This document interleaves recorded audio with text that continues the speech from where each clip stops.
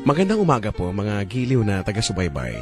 Ito po muli ang liham kay Kuya Checo.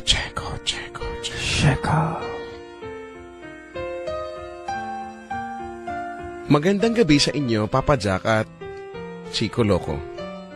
Ako nga pala si Gardo, 26 years old, isa po akong sundalo. Halos lahat ng giyera ay nasabakan ko na pero sinasabi ng mga kasabahan kong sundalo na duwag daw ako. Dahil tuwing may labanang nagaganap ay tulog ako sa kampo. Ang sabi ko naman ay isang katapangan ng pinapakita ko sa bawat laban. Dahil kahit may mga tumilapo na mga bomba sa tabi ko ay di ko pinapansin. Napagkaisahan ako ng aking mga kasama at napagdesisyonan nila na alisin ako sa aming grupo.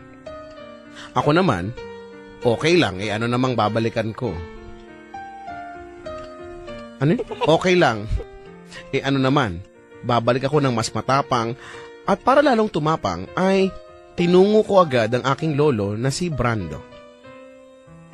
Kaya't nagmamakaawa ako kay Lolo kung paano maging siga at paano mas lalong tumapang. Sabi ni Lolo Brando ay maghubad daw ako at dalhin ng lubid at plastic. Pumunta kami ng bundok pagpatak ng 10:52 p.m. At tinali ako ni Lolo sa puno nang nakahubad gamit ang lubid at tinanong ni Lolo kung mas tumapang ako. Pero walang nangyari. At kinuha ni Lolo ang plastic kung dala at umalis saglit si Lolo at tinanong ulit ako. Ang sabi ko, wala pa rin nangyayari. At biglang bumalik si Lolo, dala ang plastic na may kung anong laman. Paano niya natanong, umalis pala? Hindi ko alam. Akala ko pagkain. Kaya excited ako dahil baka subuan ako ni Lolo at ang sweet noon.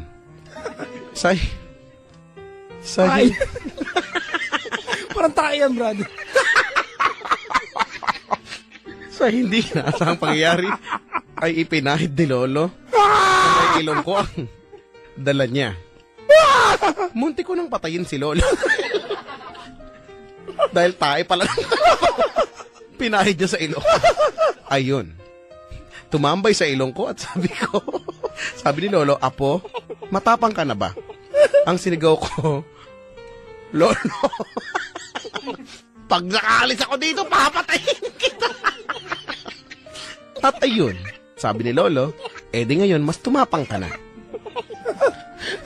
Umaga na ako nakaalis sa pagkakatali. Umalis ako ng probinsya at ang taka ng Lolo. Feeling ko ang tapang ko na. At parang lahat ng dadaan ay gusto ko ng kursanadahan. At sa pagsakay ko ng jeep ay walang gustong sumabay sa akin. Kaya umandar ang jeep na ako lang at ang driver ang laman.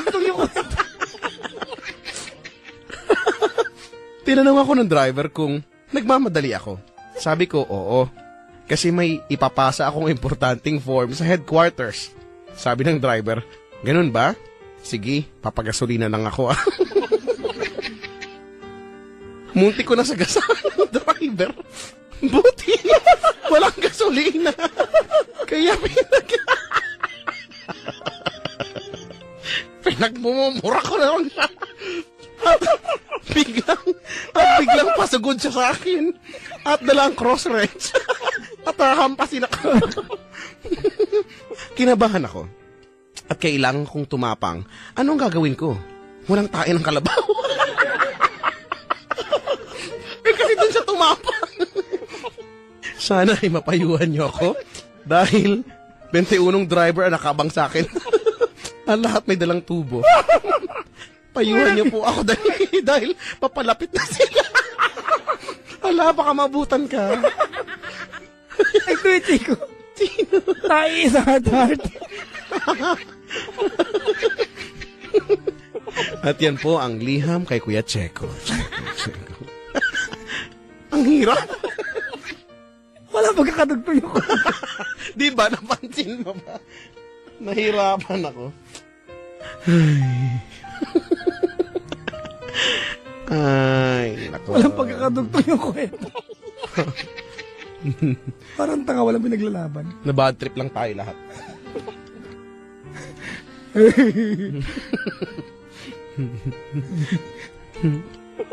Si Jebs para ng kalabaw tatapang. Ay. Sobrang tapang, gusto yung kurusan na dahil lang. Makakasalubong.